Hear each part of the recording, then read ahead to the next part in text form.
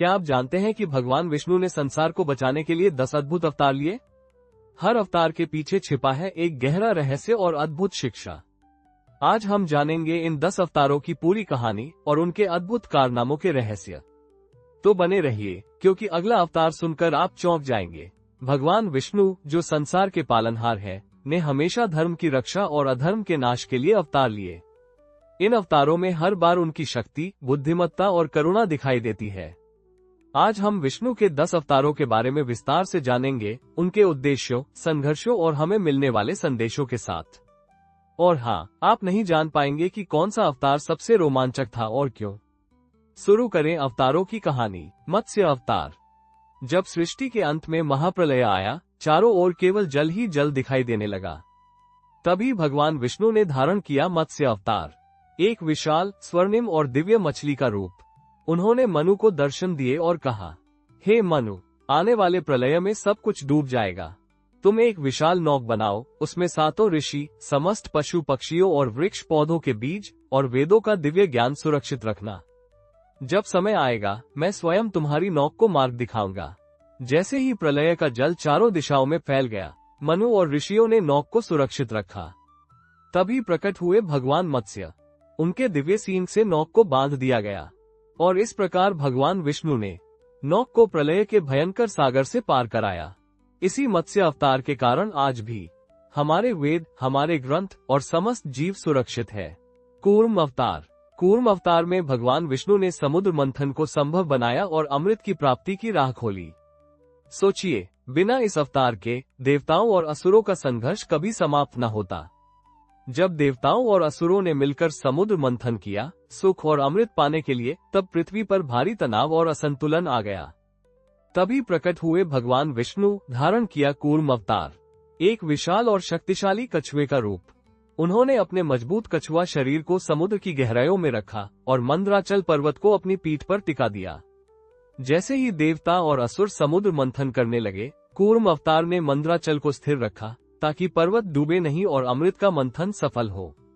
इस प्रकार भगवान विष्णु ने अपने कूर्म अवतार के माध्यम से धरा, समुद्र और देवताओं की रक्षा की और यह सुनिश्चित किया कि सृष्टि में संतुलन बना रहे। कूर्म अवतार हमें ये सिखाता है, कभी कभी स्थिरता और धैर्य ही सबसे बड़ी शक्ति है। वराह अवतार। क्या आप जानते हैं कि पृथ्वी को समुद्र से निकालने का यह अद्भुत कार्य कैसे संभव हुआ? इस रहस्य के पीछे छुपा है वराह अवतार की शक्ति। जब हिरण्याक्ष नामक दुष्ट असुर ने पृथ्वी को समुद्र में ले जाकर छुपा दिया, सृष्टि संकट में पड़ गई। तब प्रकट हुए भगवान विष्णु, धारण किया वराह अवतार, एक विशाल, शक्तिशाली और दिव्य वराह का रूप। वराह भगवान ने समुद्र में गोता लगाया, पृथ्वी को अपने दांत और शस्त्रों से पकड़ा और उसे सुरक्षित ऊपर उठाया। इसके बाद भगवान ने हिरण्याक्ष का सामना किया और अधर्म और अज्ञान के इस असुर का वध कर सृष्टि को बचाया। वराह अवतार से हम सीखते हैं, कठिन से कठिन संकट में भी धर्म और न्याय की रक्षा के लिए भगवान स्वयं प्रकट होते हैं। नरसिंह अवतार। असुर हिरण्यकश्यप को मारकर भगवान ने ये दिखाया कि धर्म की रक्षा के लिए भगवान किसी भी रूप में प्रकट हो सकते हैं। एक समय की बात है, हिरण्यकश्यप नामक असुर राजा बहुत ही अहंकारी और अधर्मी था। वो चाहता था कि सब उसे पूजा करें और स्वयं भगवान विष्णु का नाम लेने पर भी रोक लगा दी। लेकिन उसका पुत्र भक्त प्रहलाद भगवान विष्णु का परम भक्त था। वो हमेशा भगवान का नाम लेता और भक्ति करता रहा। हिरण्यकश्यप ने कई बार प्रहलाद को डराया और दंडित किया, लेकिन उसकी भक्ति अडिग रही। अंततः हिरण्यकश्यप क्रोधित होकर प्रहलाद को मारने की योजना बनाता है। तब प्रकट हुए भगवान विष्णु, धारण किया नरसिंह अवतार, आधा नर आधा सिंह, अति प्रचंड और दिव्य रूप। नरसिंह भगवान ने हिरण्यकश्यप को उसके सिंहमुख में पकड़ा और न दिन में, न रात में, न घर में, न बाहर, बल्कि संध्या और द्वार के बीच उसे मारकर अधर्म का अंत किया। इस प्रकार भगवान ने अपने भक्त की रक्षा की और यह साबित किया कि सच्ची भक्ति से भगवान कभी पीछे नहीं हटते। नरसिंह अवतार हमें ये सिखाता है, भक्त की रक्षा में भगवान स्वयं प्रकट होते हैं और अधर्म का नाश करते हैं। वामन अवतार। क्या आप जानते हैं कि वामन अवतार में 3 पग भूमि मांगने का रहस्य क्या था? अगला अवतार तो और भी अद्भुत है। बहुत समय पहले असुरों के राजा बलि ने तीनों लोकों पर अपना अधिकार जमा लिया। वो शक्तिशाली और अहंकारी था और देवताओं को भी परास्त कर दिया। देवताओं ने भगवान विष्णु से प्रार्थना की ताकि वे इस अधर्म और अहंकार को समाप्त करें। तब प्रकट हुए भगवान विष्णु, धारण किया वामन अवतार, एक छोटे विनम्र ब्राह्मण बालक का रूप। भगवान वामन राजा बलि के पास आए और विनम्र भाव से कहने लगे, हे राजा, मुझे 3 पग भूमि दान में दो। बलि ने सोचा, ये तो केवल एक छोटा ब्राह्मण है, मैं कितना भी दे दूं, कोई नुकसान नहीं होगा, और अपने अहंकार से वचन दे दिया। तब भगवान वामन ने अपना दिव्य विराट रूप धारण किया। पहला पग धरती पर रखा, दूसरा पग स्वर्ग में रखा और तीसरे पग के लिए राजा बलि ने अपने सिर को समर्पित कर दिया। जैसे ही भगवान ने तीसरा पग बलि के सिर पर रखा, बलि पाताल लोक में चले गए। इस प्रकार वामन अवतार ने बलि के अहंकार को भक्ति और विनम्रता से हराया और तीनों लोकों में धर्म और न्याय की स्थापना की। सच्ची भक्ति और विनम्रता से ही अहंकार पर विजय पाई जा सकती है। परशुराम अवतार। परशुराम अवतार से हमें ये सीख मिलती है कि अधर्म और अत्याचार के सामने भगवान स्वयं प्रकट होकर न्याय स्थापित करते हैं। भगवान विष्णु के छठे अवतार थे परशुराम जी, जिनका जन्म हुआ था ऋषि जमदग्नि और रेणुका देवी के घर। इनका जन्म यज्ञ से प्रसन्न देवराज इंद्र के वरदान से हुआ था। परशुराम जी को उनके अद्भुत शक्ति और धर्म पालन के लिए जाना जाता है। एक समय की बात है वंश के राजा सहस्त्र अर्जुन शिकार खेलने निकले। वे एक दिन ऋषि जमदग्नि के आश्रम तक पहुंच गए। ऋषि के पास कामधेनु गायें थीं, जिनसे सभी की आवभगत होती थी। राजा सहस्त्र अर्जुन ने उन गायों को देखा और लोभ से एक दिन उन्हें छलपूर्वक चुरा लिया। जब परशुराम जी को ये पता चला तो वे अत्यंत क्रोधित हुए। उन्होंने राजा से कहा, मेरे पिता का सत्कार का ये बदला है, मुझे मेरी कामधेनु वापस चाहिए, अन्यथा परिणाम अच्छा नहीं होगा। इस पर राजा सहस्त्र अर्जुन ने युद्ध स्वीकार किया। परशुराम जी ने सहस्त्र अर्जुन के सारे हाथ भुजाएं काट दी और उनका वध कर दिया। इसके बदले में सहस्त्र अर्जुन के पुत्रों ने परशुराम की अनुपस्थिति में ऋषि जमदग्नि का वध कर दिया। इस घटना से परशुराम जी अत्यंत क्रोधित हुए और प्रतिज्ञा ली, मैं है वंश का विनाश कर दूंगा। तब परशुराम जी ने महिष्मती नगरी पर अधिकार प्राप्त किया और सहस्त्र अर्जुन के सारे पुत्रों का वध किया। इतने क्रोध और न्याय की भावना से उन्होंने पृथ्वी पर 21 बार क्षत्रियों का संहार किया। जब ऋषि रचक ने उन्हें ये पाप करने से रोका, तब परशुराम जी शांत हुए। उन्होंने अश्वमेध यज्ञ कर सप्तद्वीप युक्त पृथ्वी को महर्षि कश्यप को दान दिया, अपने शस्त्र इंद्रदेव को लौटाया और महेंद्र पर्वत पर आश्रम बनाकर निवास किया। परशुराम अवतार हमें ये सिखाते हैं कि धर्म और न्याय की रक्षा में शक्ति और साहस आवश्यक है।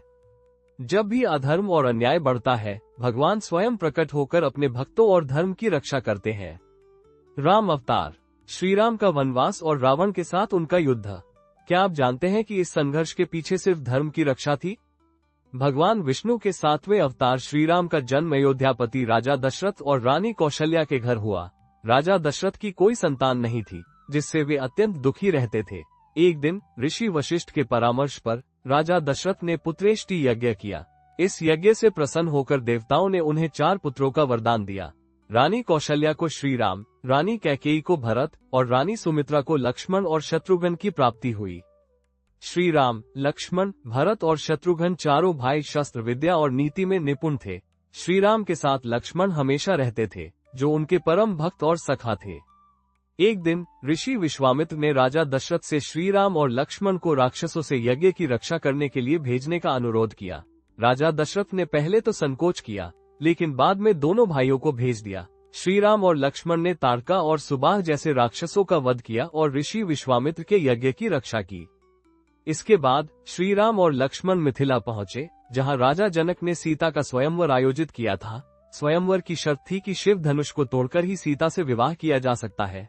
श्रीराम ने उस विशाल धनुष को तोड़ा और सीता से विवाह किया। इस अवसर पर लक्ष्मण ने उर्मिला, भरत ने मांडवी और शत्रुघ्न ने श्रुतकीर्ति से विवाह किया। अयोध्या लौटने पर राजा दशरथ ने श्रीराम का राजतिलक करने का निश्चय किया, लेकिन रानी कैकेयी ने अपनी दासी मंथरा की बातों में आकर राजा दशरथ से 2 वरदान मांगे। पहला, श्रीराम को 14 वर्षों का वनवास और दूसरा, भरत को राजगद्दी पर बैठाना। राजा दशरथ ने विवश होकर श्रीराम को वनवास भेज दिया। श्रीराम, सीता और लक्ष्मण ने वनवास स्वीकार किया और अयोध्या छोड़ दी। वन में शूर्पणखा नामक राक्षसी ने सीता पर आक्रमण किया। लक्ष्मण ने उसकी नाक काट दी, जिससे वो रावण के पास गई। रावण ने सीता का हरण किया और उन्हें लंका ले गया। श्री राम और लक्ष्मण ने सीता की खोज में अनेक स्थानों की यात्रा की। अंततः उन्होंने वानर राज सुग्रीव से सहायता प्राप्त की। हनुमान जी ने लंका जाकर सीता से मुलाकात की और उन्हें श्रीराम का संदेश दिया। श्रीराम ने वानर सेना के साथ लंका पर चढ़ाई की। युद्ध में रावण के पुत्रों और भाइयों का वध हुआ। अंत में श्रीराम ने रावण का वध किया और विभीषण को लंका का राजा बनाया। सीता ने अग्नि परीक्षा दी और निर्दोष साबित हुई। श्री राम, सीता, लक्ष्मण और हनुमान जी अयोध्या लौटे। राजा दशरथ की मृत्यु के कारण श्री राम ने राज्य संभाला। उन्होंने प्रजा की भलाई के लिए अनेक कार्य किए। कुछ समय बाद प्रजा की आलोचनाओं के कारण श्री राम ने सीता को वन भेज दिया। वो वाल्मीकि आश्रम में रहीं, जहां उन्होंने लव और कुश को जन्म दिया। अश्वमेध यज्ञ के दौरान लव और कुश ने श्रीराम से मिलकर अपनी पहचान बताई। सीता ने धरती में समा जाने का निर्णय लिया। श्रीराम ने सरयू नदी में समाहित होकर अपना शरीर त्याग दिया। श्रीराम का जीवन सत्य, धर्म और कर्तव्य का प्रतीक है।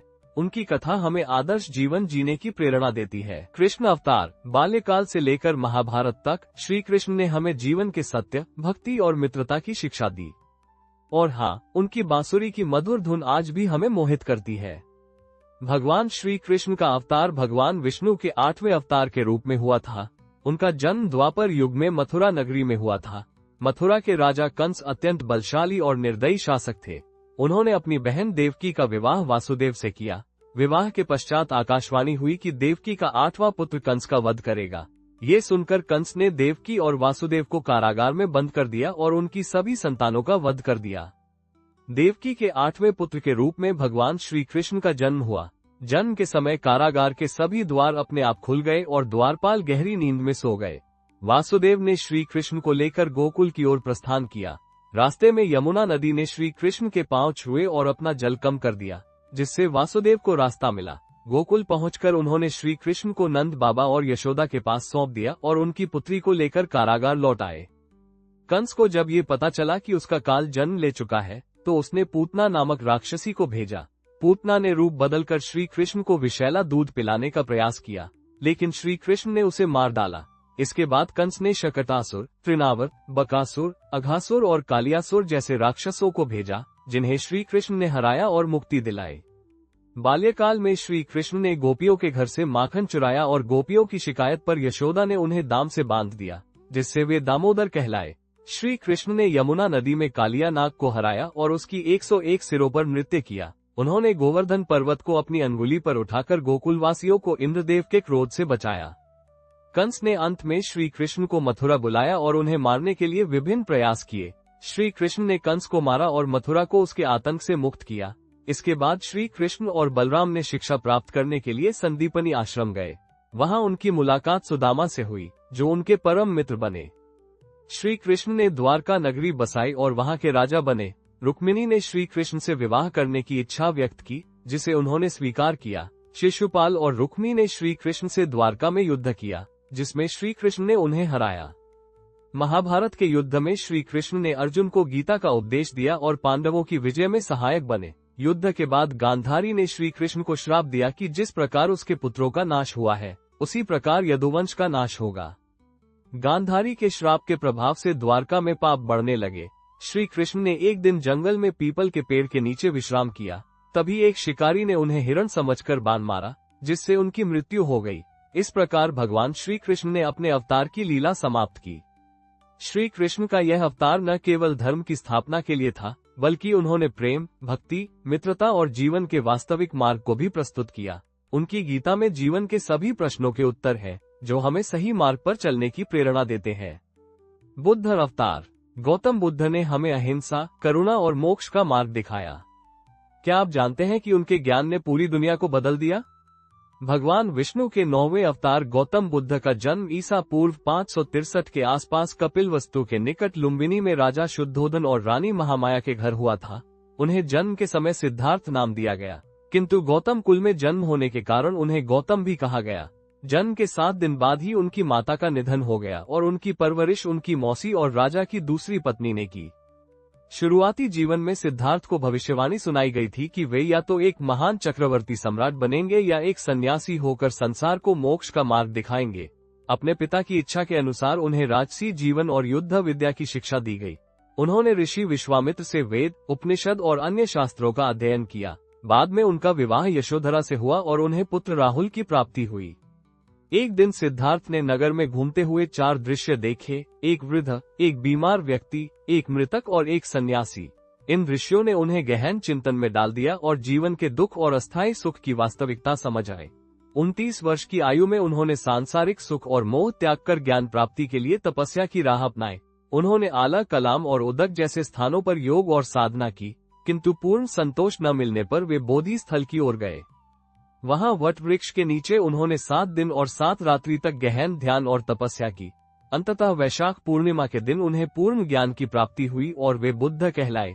जिस वृक्ष के नीचे उन्होंने ज्ञान प्राप्त किया उसे बोधि वृक्ष कहा गया। जीवन के अंतिम समय में 80 वर्ष की आयु में उन्होंने अपने शिष्यों को शिक्षा देते हुए कहा कि वे शीघ्र ही परिनिर्वाण के लिए प्रस्थान करेंगे। अंततः कुंड नामक एक लोहार द्वारा दिया गया भोजन लेने के बाद वे देहत्याग को प्राप्त हुए। इस प्रकार भगवान विष्णु के 9वें अवतार गौतम बुद्ध ने संसार को अहिंसा, धर्म, करुणा और मोक्ष का मार्ग दिखाया और उनके उपदेश आज भी जीवन का सही मार्ग बताने वाले हैं। कल्कि अवतार। कल्कि अवतार भविष्य में कलयुग में प्रकट होंगे और अधर्म का नाश करेंगे। यही है भगवान विष्णु का अंतिम संदेश, धर्म की विजय अनिवार्य है। भगवान विष्णु के 10वें और अंतिम अवतार कल्कि के बारे में जानते हैं। पौराणिक मान्यताओं के अनुसार कलयुग के अंतिम चरण में जब पाप और अधर्म हद से बढ़ जाएंगे, तब भगवान विष्णु कल्कि रूप में प्रकट होंगे। उनका उद्देश्य अधर्म का नाश करना और धर्म की पुनः स्थापना करना होगा। कहा जाता है कि उत्तर प्रदेश के मुरादाबाद जिले के संभल नामक स्थान में एक ब्राह्मण परिवार, जिसका नाम विष्णुयशा है, वहां कल्कि का जन्म होगा। वे देवदत्त नामक सफेद घोड़े पर सवार होकर अपने तीर कमान और अस्त्र शस्त्रों से संसार के पापियों का नाश करेंगे।